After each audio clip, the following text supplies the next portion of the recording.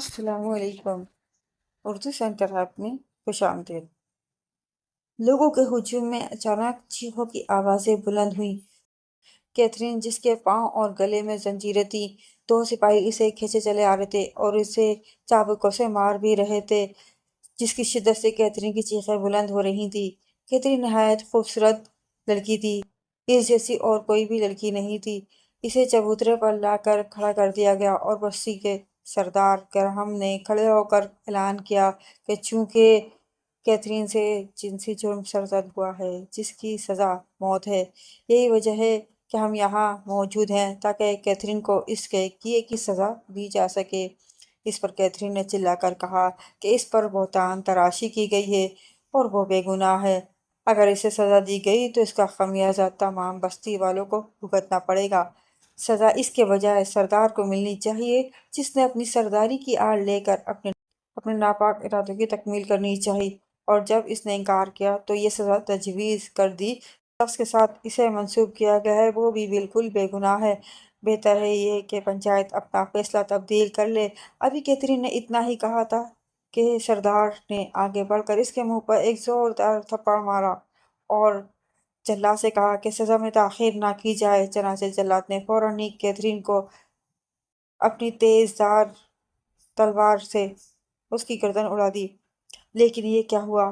یہ تو اندھیرا چھا گیا اور فضا میں رونے کی آوازیں بلند ہوئیں، شور بڑھ گیا، پھر کان پڑی آواز نہ سنائی دی۔ تقریباً نصف گھنٹے بعد اندھیرا چھٹ جاتا ہے اور سورج اس طرح چمکتا ہوا نظر آتا ہے، البتہ چبوترے سے کیتھرین کی لاش غائب ہوتی ہے۔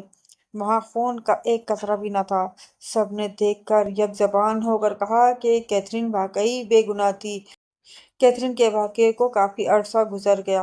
اب تو بستی کے لوگوں کو یاد بھی نہیں رہا کہ وہاں ایک خوبصورت لڑکی کیتھرین بھی رہا کرتی تھی، جسے قربان گاہ پر موت کے گھاٹ اتار دیا گیا تھا۔ نئے سردار اور پنچایت نے قربان گاہ کو ختم کر کے وہاں ایک گرجا تعمیر کر لیا۔ آج بستی کے سب لوگ اس میں جمع تھے۔ فادر نے ابھی بات شروع ہی کیا تھا کہ ہال کے آخری رو میں بیٹھی ہوئی ایک خاتون کی دلخراش چیخ ابھری اور اس کے ساتھ ہی اس نے مدد کے لیے پکارا۔ چیخ سے پورا ہال خوف و ہراس سے پھیل گیا اور ہر شخص ڈرا ہوا نظر آنے لگا۔ پھر ان کی آنکھوں نے جو منظر دیکھا اس نے ان کے ہوش و حواس خطا کر دیے۔ بچوں نے رو رو کر آسمان سر پر اٹھا لیا۔ اس صورتحال سے بچنے کے لیے عبادت کے لیے آئے ہوئے تمام مرد و زن ہال سے باہر نکلنے کے لیے بڑے دروازے کی طرف لپکے۔ ہر شخص کی یہ خواہش تھی کہ وہ پہلے باہر نکلے تاکہ اندر کے ماحول سے بچ سکے۔ اس دھکم پیل کے دوران فادر ڈائس سے گر کر لوگوں کے پاؤں تلے آ کر زخمی ہو گئے۔ اسی دوران ہال میں اب شیطانی قہقہے گونجنے لگے تھے، جن کی وجہ سے ماحول اور بھی دہشت ناک ہو گیا تھا۔ وہ جگہ جہاں تھوڑی دیر پہلے لوگ خوش خوش عبادت کے لیے جمع ہونا شروع ہو گئے تھے، آنن فانن ویران ہو گئی تھی۔ اب فادر کو ہوش آیا تو انہیں ایسا محسوس ہوا جیسے وہ کسی ویرانے میں بیٹھے ہیں۔ وہ کافی دیر تک سوچتے رہے کہ ہوا کیا تھا۔ جب ان کے حواس بحال ہوئے تو وہ اس نشست کی طرف بڑھے جہاں سے بات شروع ہوتے ہی چیخ ابھری تھی۔ ہال میں نشستوں کے درمیان کسی کا جوتا رہ گیا تھا، کسی کی ٹوپی گر گئی تھی تو کوئی اپنے دستانے بھول گیا تھا۔ اچانک فادر کا پاؤں کسی نرم چیز پر پڑا۔ وہ ٹھوکر لگتے ہی گر پڑے۔ اوہ، یہ کیا؟ یہ تو کسی بچے کی لاش ہے جو لوگوں کے پاؤں تلے آ کر روندا گیا تھا۔ بچہ بہت خوبصورت تھا۔ اس کی کھلی آنکھیں اس بات کی شاکی تھیں کہ اس سے کیا قصور ہوا جو اتنی بڑی سزا دی گئی تھی، لیکن فادر کے پاس اس کا کوئی جواب نہ تھا۔ آخری نشست تک پہنچتے پہنچتے انہیں 3 اور بچوں کی لاشیں ملیں۔ یہ پھول بھی وقت سے پہلے ہی مرجھا گئے تھے۔ پھر جو ان کی نظریں اس خاتون کی لاش کی طرف اٹھیں تو خوف کی ایک لہر ان کے جسم میں دوڑ گئی اور وہ ایک بار پھر بے ہوش ہوتے ہوتے بچے۔ یہ تو میری تھی۔ بہت ہی خوش مزاج لڑکی تھی۔ وہ بستی کی جان تھی۔ اس کی آنکھیں باہر نکلی ہوئی تھیں، شہرک سے خون بہہ کر کپڑوں پر جم گیا تھا۔ آنکھیں باہر نکلی ہوئی تھیں۔ اس کے دونوں ہاتھ گردن پر تھے، جیسے وہ خود کو کسی نادیدہ ہاتھوں سے چھڑانے کی کوشش کر رہی ہو۔ فادر کے لیے منظر ناقابل برداشت تھا۔ وہ ایک بار پھر بے ہوش ہو گئے۔ میری بیٹی کو ڈھونڈ کر لاؤ، تو دوسری کہہ رہی تھی، میرا ننھا جان کہاں ہے؟ ایک نوجوان لڑکی پوچھ رہی تھی کہ اس کے بھائی کو تو کسی نے نہیں دیکھا۔ ابھی وہ اس صورتحال سے ہی نہیں سنبھلے تھے کہ انہیں ایک نئی افتاد سے دوچار ہونا پڑا۔ بڑے گیٹ سے فادر نمودار ہوئے۔ ان کے کپڑے تار تار تھے، بال بکھرے ہوئے تھے اور ایک پاؤں سے جوتا بھی غائب تھا۔ ابھی وہ گیٹ سے باہر آئے ہی تھے کہ ایک باروب آواز گونجی، یہ ہمارا گھر ہے، ابھی اس میں کسی کو داخل ہونے کی اجازت نہیں ہے۔ اگر کسی نے خلاف ورزی کی تو اس کا حشر بھی میری جیسا ہی ہوگا۔ اس کے ساتھ ہی فادر زور سے اچھلے اور لوگوں کے سامنے آن گرے، جیسے کسی نے انہیں اٹھا کر پھینکا ہو۔ اتنی دیر میں اچانک ہی تیز ہوا چلنی شروع ہو گئی اور وہی آواز پھر ابھری، یہ ہمارا گھر ہے، اس میں اب ہم ہی رہیں گے۔ آواز ختم ہوتے ہی شیطانی قہقہے ابھرنے لگے، جو ہوا کے ساتھ تیز ہوتے گئے۔ ہر طرف گرد ہی گرد اڑنے لگی۔ سب لوگ اس میں چھپ گئے۔ بستی کے لوگ جب گرد میں اٹے ہوئے گھروں میں پہنچے تو وہاں اس سے بھی زیادہ تباہی مچی ہوئی تھی۔ وہ لوگ جتنا بھی صورتحال کو سنبھالنے کی کوشش کر رہے، وہ بگڑتی ہی چلی گئی۔ پھر اس کے بعد بستی کے لوگوں کو وہاں چین سے رہنا نصیب نہ ہوا۔ وہ ایک ایک کر کے وہاں سے رخصت ہو گئے۔ البتہ فادر اور ان کی ہمشیرہ اور ایک ملازم جیکب نے وہاں سے جانا گوارا نہ کیا۔ ان کا خیال تھا کہ اگر وہ بھی وہاں سے چلے گئے تو اس گرجے کو شیطانی قوتوں سے کون نجات دلائے گا۔ فادر گرجا سے ملحقہ ایک کھلے بنگلے میں رہتے تھے۔ ان کا خیال تھا کہ وہ قریب رہ کر اپنے مقصد میں ضرور کامیاب ہوں گے۔ ایک دن جوزف کو خط ملا جس پر گرین ویل کی مہر تھی۔ گرین ویل وہی بستی تھی جس کا ذکر آتے ہی گھر کے ہر فرد کے چہرے کا رنگ زرد ہو جاتا تھا۔ اس علاقے کا جس کو اس کے دادا نے اس وقت چھوڑ دیا تھا جب اس کا باپ پیٹر چھوٹا سا تھا۔ آئزیک تو گرین ویل کا نام نہیں لیتا تھا۔ جوزف کو وہ دن اچھی طرح یاد تھا جس دن اس کے دادا کا انتقال ہوا تھا۔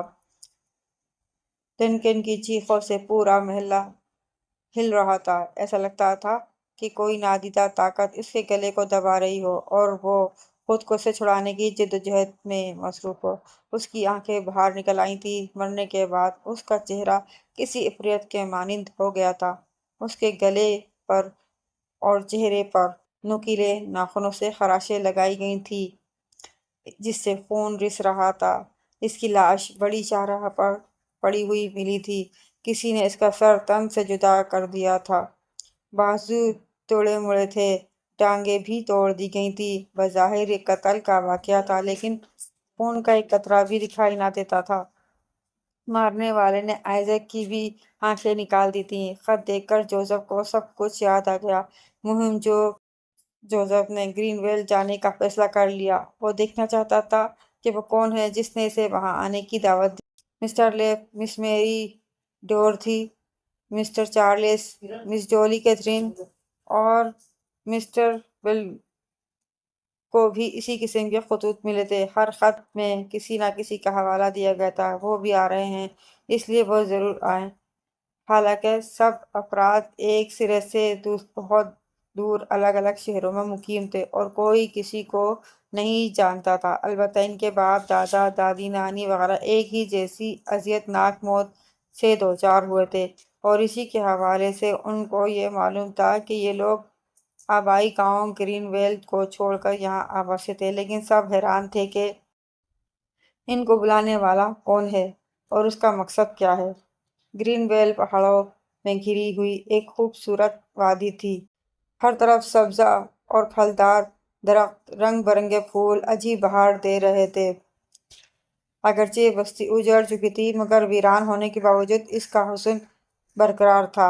گرین ویل کا گرجا گھر اپنی پوری شان سے موجود تھا، مگر اس میں جا کر عبادت کرنے کی کسی کو اجازت نہ تھی۔ جوزف، لیمپ، ڈورتھی، چارلس، ڈولی اور مسٹر اینگل جب گرین ویل کے پاس پہنچے تو ان کا استقبال ایک خمیدہ کمر بوڑھے نے کیا۔ اس بوڑھے نے اپنا تعارف جیکب کہہ کر کرایا اور ان سب کو بتایا کہ اس نے ان کو یہاں آنے کی دعوت دی ہے۔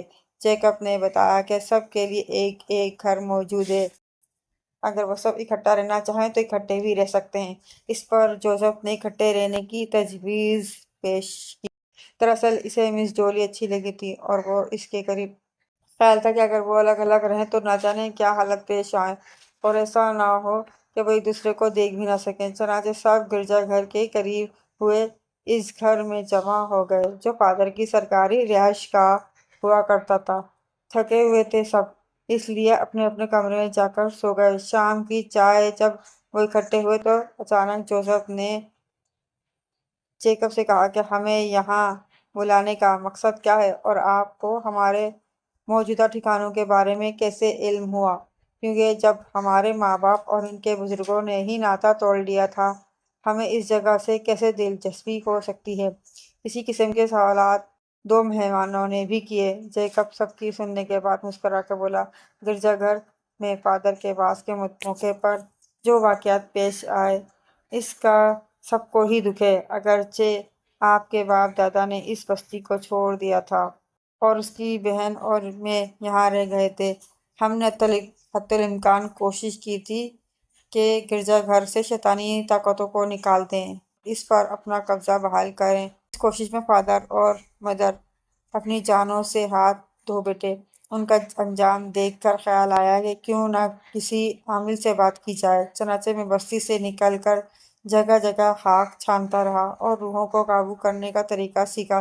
جب اس پر عمل کرنے کا وقت آتا تو مجھے بتایا جاتا کہ جب تک اس بستی میں اصل باشندوں کے چند ورثہ اس عمل میں شامل نہ ہوں میں کامیاب نہ ہو سکوں گا۔ اب میرے سامنے یہ سب مسئلہ تھا کہ ان کے ورثہ کو کہاں سے ڈھونڈوں، آپ لوگوں کو کس طرح بلاؤں۔ میں نے ایک خاص عمل شروع کیا جس سے مجھے یقین تھا کہ مجھے کامیابی ہوگی۔ 2 دن کے مراقبے کے بعد مجھے ان لوگوں کے چہرے اور تمام حالات سے روشناس کرایا گیا۔ چنانچہ میں نے لوگوں کو یہاں آنے کی زحمت دی۔ مجھے یقین کامل ہے کہ میری کوششیں بیکار نہ جائیں گی اور اب آپ سب میرے سامنے موجود ہیں اور وقت دور نہیں جب ہم اپنی بستی کو دوبارہ آباد کر سکیں گے۔ لیکن ہمیں کیا کرنا ہوگا؟ ڈورتھی بولی، آج کی رات اگر خیریت سے گزر گئی تو پھر دنیا کی کوئی طاقت ہمیں اپنے مقصد کے حصول سے نہیں روک سکتی۔ جیکب نے جواب دیا اور پھر انہی باتوں پر چائے ختم ہو گئی۔ سب بنگلے سے باہر نکل آئے اور شام ہونے تک بستی اور ارد گرد کے ماحول سے خود کو ہم آہنگ کرنے میں مصروف رہے۔ اگرچہ ماحول بڑا ہی پراسرار تھا اور وہ پہلی بار یہاں آئے تھے، پھر بھی انہیں یہاں آنا اچھا لگ رہا تھا۔ رات کا کھانا سب نے اکٹھے کھایا اور بنگلے کے بڑے ہال میں اپنے اپنے بستر پر جا لیٹے۔ سب نے جیکب کے کہنے پر عبادت کی اور سلیب لگائی۔ جیکب نے ان کو ایک اور مشورہ بھی دیا کہ وہ کوئی بھی صورتحال ہو کمرے سے باہر نہ نکلیں اور کچھ دیر تک باتیں کرتے رہیں۔ ہنسی مذاق ہوتا رہا۔ آہستہ آہستہ سب کی آنکھیں نیند سے بوجھل ہو گئیں اور جو جس حالت میں تھا سو گیا۔ رات کا ابھی دوسرا ہی پہر گزرا تھا کہ زبردست گڑگڑاہٹ سے بنگلہ ہل گیا۔ جس کمرے میں جوزف وغیرہ سوئے ہوئے تھے وہاں سونے والے سب لوگ گڈمڈ ہو گئے۔ سب سے زیادہ افراتفری وہیں پھیلی۔ سامان ایک دوسرے کے اوپر گر پڑا، ہر شخص چیخ رہا تھا اور ایک دوسرے کو مدد کے لیے پکار رہا تھا۔ سلسلہ کچھ دیر تک جاری رہا، پھر اچانک سکون ہو گیا۔ ایسا معلوم ہوتا تھا جیسے کچھ ہوا ہی نہ ہو۔ روشنی کی گئی تو کمرے کے مکینوں کو ایسا کوئی سراغ نہ ملا جس سے پتہ چلتا کہ یہاں تھوڑی دیر پہلے کس قدر خوفناک صورتحال پیدا ہو گئی تھی۔ پھر سب سو گئے۔ اچانک اور ایک تیز اور دل دہلا دینے والی چیخ ابھری۔ اس کے ساتھ ہی کسی لڑکی کے بڑبڑانے کی آواز آئی، مجھے تنگ نہ کرو، دیکھو میں بہت تھک چکی ہوں، سفر میں بھی آرام نہ مل سکا، تھوڑا سا آرام کرنے دو، میں کہیں بھاگی تو نہیں جا رہی۔ یہ بڑبڑاہٹ بھی چند لمحوں بعد ختم ہو گئی۔ تھوڑی دیر بعد پھر ایک چیخ ابھری جس نے سب کو ہلا کر رکھ دیا۔ ایک شخص اپنے بستر سے باہر نکل آیا۔ روشنی کی گئی روشنی میں منظر زیادہ دلخراش تھا۔ یہ ڈولی تھی جس کے گلے سے اب بھی خرخراہٹ جاری تھی، وہ بڑھائی جا رہی تھی اور ایسے ہاتھ پاؤں چلا رہی تھی جیسے کسی کو دھکا دے رہی ہو۔ سب نے مل کر اٹھایا، چادر سے ڈھانپا، پھر پانی کے چھینٹے مارے تاکہ اسے ہوش آ جائے۔ تھوڑی سی برونڈی بھی اس کے حلق میں انڈیلی گئی۔ ہوش آتے ہی اس نے اعلان کر دیا کہ وہ ایک لمحے کے لیے بھی یہاں نہیں رک سکتی، وہ واپس جائے گی۔ سب اس کے اس فیصلے پر پریشان ہو گئے۔ وہ نہایت حسین لڑکی تھی۔ اس وقت بنگلے میں موجود سب لڑکیوں سے زیادہ حسین وہی تھی۔ مردوں کی نظریں زیادہ تر اسی کا طواف کر رہی تھیں۔ ڈولی بات کرتے کرتے اچانک رک گئی اور اپنے گلے کی طرف ہاتھ بڑھایا تو اس کے گلے میں سلیب نہیں تھی جو جیکب نے پہننے کے لیے دی تھی۔ سلیب کہاں گئی؟ اگر کسی نے اتاری تو وہ کون ہو سکتا ہے، کیونکہ جو کچھ بھی ہو وہ سلیب کے نہ ہونے سے ہوا ہے۔ جوزف اس صورتحال سے بہت پریشان تھا کیونکہ وہ ڈولی کو پسند کرتا تھا اور اس کے بارے میں فیصلہ بھی کر چکا تھا۔ آہستہ آہستہ ڈولی کی حالت معمول پر آ گئی اور باقی رات سب نے باتیں کرتے ہوئے گزاری۔ صبح ناشتہ وغیرہ سے فارغ ہوئے۔ رات کے واقعے کے بارے میں ڈولی نے بتایا کہ اسے ایسا محسوس ہوا جیسے کوئی میرے ساتھ زیادتی کرنا چاہتا ہو، اور اس نے پھر جب اس نادیدہ طاقت نے میرے گلے میں ہاتھ ڈالا تو مجھے اپنی موت سامنے نظر آئی۔ میری چیخ نکل گئی۔ جوں ہی میری چیخ نکلی، اس قوت نے کہنا شروع کیا، کیتھی، اس وقت تو تم میرے ہاتھ سے نکل گئی تھی، لیکن اب بچ کر نہیں جا سکو گی۔ میں اپنی تمام خواہشات پوری کروں گا۔ پھر اس کی سانسیں میری ناک سے ٹکرائیں تو مجھے ایسا لگا کہ جیسے کوئی مردار ہے اور اس میں سے تعفن اٹھ رہا ہے۔ اگر تم میری چیخ پر نہ جاگتے اور میری مدد کو نہ آتے تو یقیناً آج مر چکی ہوتی اور وہ قوت اپنے مقصد میں کامیاب ہو جاتی۔ لیکن یہ کیتھی کون ہے اور میرے ساتھ اس کا کیا تعلق ہے؟ شاید جیکب کو کوئی علم ہو، اس سے پوچھیں گے۔ ناشتے کے بعد جب جیکب سے ملاقات ہوئی تو سب نے اس سے پوچھا گرجا گھر کو ان اندیکھی بلاؤں سے نجات دلانے کے لیے اس نے کیا سوچا ہے، اور پھر رات کے واقعہ کی تفصیل بھی بتائی۔ آخر میں ڈولی نے پوچھا کہ کیتھی کون تھی اور اس کا مجھ سے کیا تعلق ہے؟ وہ نادیدہ قوت مجھے کیتھی کیوں کہہ رہی تھی؟ جیکب بڑے سکون سے تمام باتیں سنتا رہا۔ پھر اس نے ان کو بتایا کہ جس جگہ یہ گرجا گھر تعمیر کیا گیا ہے وہاں دراصل قربان گاہ تھی۔ پنچایت یا بڑے سردار مجرموں کو اسی جگہ سزا دیا کرتے تھے۔ ایک بار ایک لڑکی کیتھرین کو، جسے لوگ پیار سے کیتھی کہتے تھے، جنسی جرم میں گرفتار کر لی گئی اور اس کے لیے پنچایت نے موت کی سزا تجویز کی۔ دراصل بستی کا سردار کیتھرین کو اپنانا چاہتا تھا، لیکن وہ ایک نوجوان جوزف کو چاہتی تھی۔ جب گراہم کو اپنا بخت آزمائش میں کامیابی نہ ہوئی تو اس نے پنچایت سے مل کر اس پر گھناؤنا الزام لگا دیا۔ اس وقت اس جرم کی سزا موت ہوتی تھی، چنانچہ کیتھی کو موت کی سزا دے دی گئی۔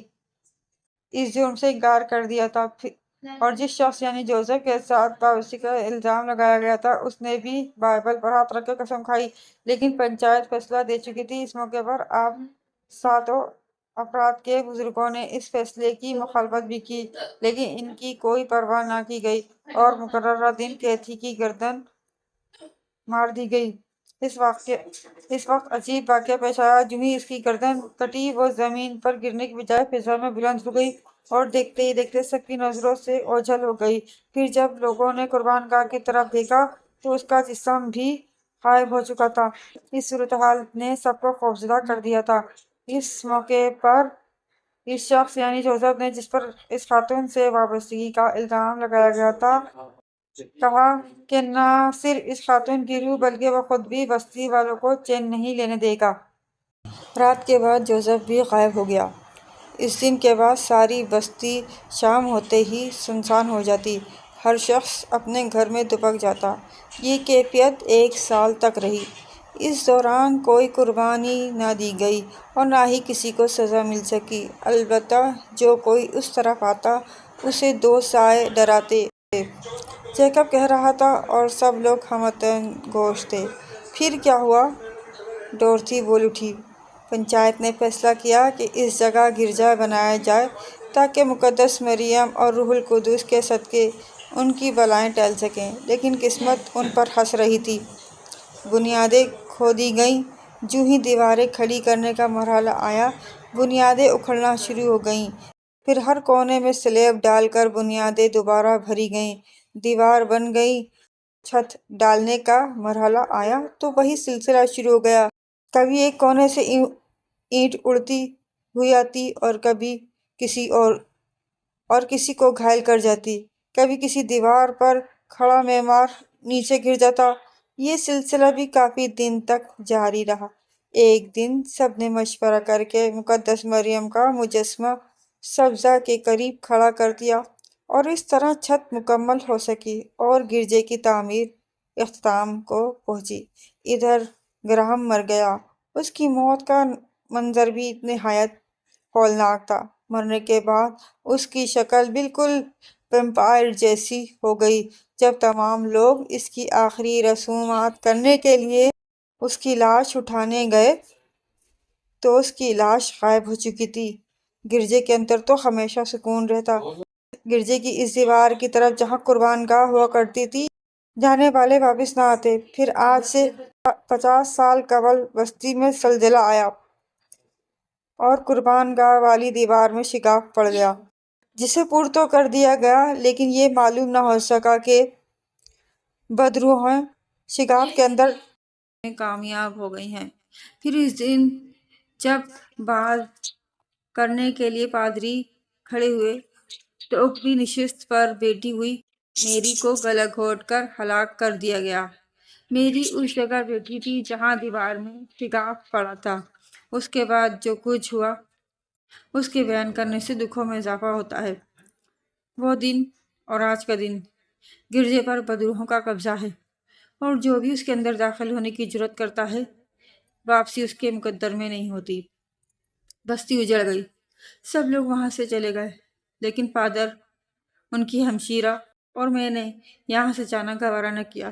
پادر اور مدر دونوں ایک دن گرجے میں داخل ہوئے، واپس نہ آ سکے۔ 2 روز بعد ان کی مسخ شدہ لاشیں پہاڑی کے دامن میں پڑی ملی۔ یہ کہہ کر جیکب پھر چپ ہو گیا۔ لیکن ہمیں کیوں بلایا گیا ہے؟ جوزف بولا۔ کیا ہماری قربانی دے کر تو گرجا واپس لینا نہیں چاہتے؟ چارلس نے کہا۔ نہیں نہیں، ایسا نہیں ہے، جیکب بولا۔ البتہ اس سے ملتا جلتا ایک نسخہ ہے جسے آزمایا جائے گا۔ اپنی طویل ریاضت کے دوران مجھے بتایا گیا کہ اس کو حاصل کرنے کا ایک طریقہ ہے، اور وہ یہ کہ اگر اس بستی کے باشندے کے 7 ورثاء کا خون گرجے کی دیواروں اور اس کے اندر چھڑک جائے تو بدروحیں اسے ہمیشہ کے لیے چھوڑ کر چلی جائیں گی۔ یہ سنتے ہی ڈولی اور ڈورتھی کی چیخیں نکل گئیں۔ تو ہمیں اس لیے بلایا گیا ہے، ہم ایسا نہیں کرنے دیں گے۔ گرجا واپس نہیں ملتا تو نہ ملے، ہماری بلا سے، ہمیں اس کی کوئی پرواہ نہیں ہے۔ میری پوری بات تو سن لیں۔ کسی کی قربانی نہیں دینی۔ میں نے اپنے علم سے بھی معلوم کیا تھا کہ صرف آپ ہی 7 افراد ایسے ہیں جو اس مسئلے کو حل کرنے میں کام آ سکتے ہیں۔ مجھے بتایا گیا ہے کہ آپ سب سے تھوڑا تھوڑا خون حاصل کیا جائے، جو اتنا ہو کہ مقصد پورا ہو سکے۔ اس لیے کسی پریشانی کی ضرورت نہیں ہے، یہ کام آج رات کر لیا جائے گا۔ دن کا باقی حصہ سب نے ایک ساتھ گزارا، رات کو کھانا بھی اکٹھے کھایا، اور رات کا دوسرا پہر گزرنے کے بعد جیکب بھی ان میں شامل ہو گیا، کیونکہ یہی وہ وقت تھا جب ان 7 افراد کا خون اکٹھا کرنا تھا۔ جو ہی خون حاصل کرنے کی کارروائی شروع ہوئی، کمرے کے تمام دروازے کھڑکیاں بند کر دی گئیں، پردے کھینچ دیے گئے، ہر کھڑکی اور دروازے کے آگے سلیب لگا دی گئی۔ کمرے کے وسط میں میز پر رکھی گئی تھی جس پر اس دور کے مطابق خون نکالنے والے تمام اوزار پڑے تھے۔ جوزف سے خون حاصل کیا گیا، اگرچہ اسے خاصی کمزوری محسوس ہو رہی تھی، مگر جیکب نے اسے ایسا مشروب دیا جس سے اس کی نکاہت ختم ہو گئی۔ ایک ایک کر کے 6 افراد بھگت گئے تھے۔ اب ڈولی کی باری تھی۔ جو ہی اسے میز پر لٹایا گیا، کمرہ گہری تاریکی میں ڈوب گیا۔ ڈراؤنی آوازیں ابھرنے لگیں، کمرہ ہلنے لگا، لیکن جیکب نے فوراً ڈولی کے گرد حصار کھینچ دیا، جس سے آوازیں آنی بند ہو گئیں اور ہر چیز معمول کے مطابق ہو گئی، اور ڈولی سے خون بھی حاصل کر لیا گیا۔ جب ڈولی کی قوت بحال ہوئی تو اس نے اپنے ساتھیوں کو بتایا کہ اگر جیکب بروقت عمل نہ کرتا تو وہی نادیدہ قوت آج اسے ہلاک کر چکی ہوتی، کیونکہ اس کے ہاتھ اس کے گلے تک تو پہنچ ہی چکے تھے۔ لیکن جاتے جاتے وہ یہ کہہ گئی ہے کہ خیر، جو کچھ ہونا ہے وہ تو ہو کر رہے گا، راہوں میں آنے سے کوئی نہیں روک سکتا، تم میری ہو اور میری رہو گی۔ یہ دن بھی گزر گیا۔ دوسرے دن جیکب سب کو ساتھ لے کر گرجے کے بڑے دروازے تک پہنچ گیا۔ اس نے اس جگہ سے خون کے چھینٹے دیوار پر پھینکنے شروع کیے، اور گرجے کی عمارت کا پورا چکر مکمل کرنے پر وہ پھر بڑے دروازے تک آ گیا، اور دروازے سے تھوڑی دور ہٹ کر اس کے بالکل سامنے کھڑے ہو کر جیکب نے پھر کوئی عمل پڑھنا شروع کیا۔ تھوڑی دیر کے بعد سب نے دیکھا کہ دروازہ آہستہ آہستہ کھلنا شروع ہوا، یہاں تک کہ دونوں پٹ مکمل طور پر کھل گئے اور کوئی دھواں نما چیز باہر نکلنا شروع ہوئی۔ اس کے ساتھ ہی بین کی بھیانک آواز ابھری، جیسے کوئی کسی کی موت پر ماتم کر رہا ہو۔ یہ منظر بھی چند لمحے تک برقرار رہا، پھر دھواں ختم ہوتے ہی بڑی بھیانک آواز آئی، ہم گراہم اور ہمارے ساتھی جا رہے ہیں، لیکن جب تک یہ گرجا اپنی جگہ برقرار ہے ہم بھی اس وقت تک موجود رہیں گے اور کسی وقت بھی دوبارہ اس پر قبضہ کر لیں گے۔ اس کے بعد آواز آنا بند ہو گئی۔ وہ سب کافی دیر تک باہر ہی کھڑے رہے، پھر جیکب نے سب سے پہلے بڑے دروازے کے اندر قدم رکھا، دہلیز پر خون کے چھینٹے دیے، جس کے بعد باقی افراد بھی اندر چلے گئے۔ جیکب نے پورے حال میں خون کے چھینٹے دیے، سب نے مل کر صفائی کی اور دعائیں مانگنے کے بعد واپس آ گئے۔ رات سونے سے پہلے جیکب ان کے درمیان پھر موجود تھا۔ اس نے ان کو بتایا کہ جب تک گرجا گھر اپنی موجودہ صورت میں موجود ہے خطرات باقی رہیں گے، اس لیے ضروری ہے کہ اسے گرا دیا جائے اور عبادت کے لیے نئی جگہ تلاش کی جائے۔ سب نے اس سے اتفاق کیا اور دوسرے دن پوری عمارت کو جلا دیا گیا۔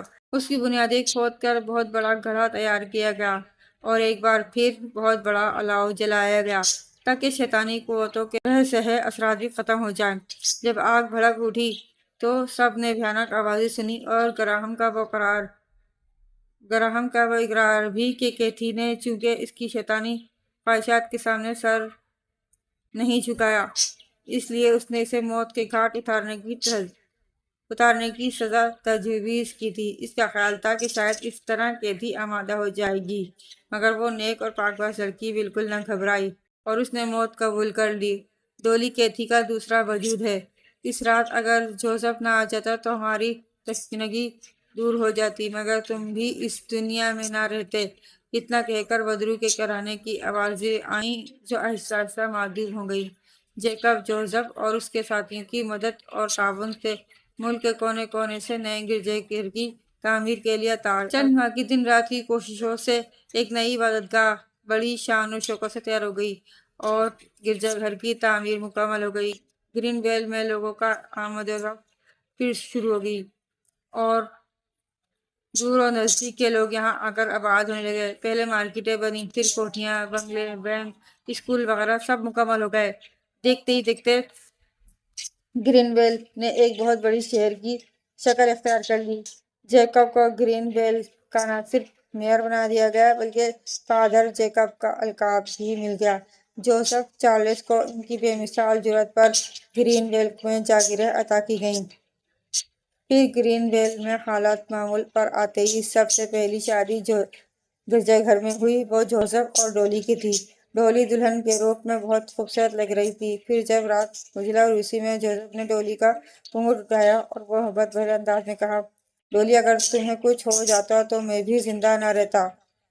ڈولی کو محسوس ہوا کہ یہ آواز تو اس نے پہلے بھی سن رکھی ہے۔ پھر اسے یاد آیا کہ یہ آواز تو اسی نادیدہ قوت کی آواز سے ملتی جلتی ہے جس نے اسے اس روز بچایا تھا۔ جوزف کی محبت بھری باتوں نے اس کا خوف دور کر دیا۔ جوزف نے اس کہانی کا آخری حصہ سنایا جو کیتھی کی ہلاکت اور جوزف کے غائب ہونے سے شروع ہوئی تھی۔ جوزف نے بتایا کہ جوزف اس کا جد امجد تھا۔ اس پر ڈولی کو بھی یاد آیا کہ اس کی ماں اور نانی بھی یہی کہانی سنایا کرتی تھی کہ کیتھی نام کی ایک لڑکی کو، جو اس کے ننھیال کی ایک دوشیزہ تھی، کسی طرح قربان گاہ پر قتل کیا گیا تھا، اور کس طرح جوزف غائب ہو گیا تھا۔ جب جوزف اس داستان کے آخری حصے کی کڑیاں ملا رہا تھا تو دونوں کی آنکھوں سے آنسو روا تھے۔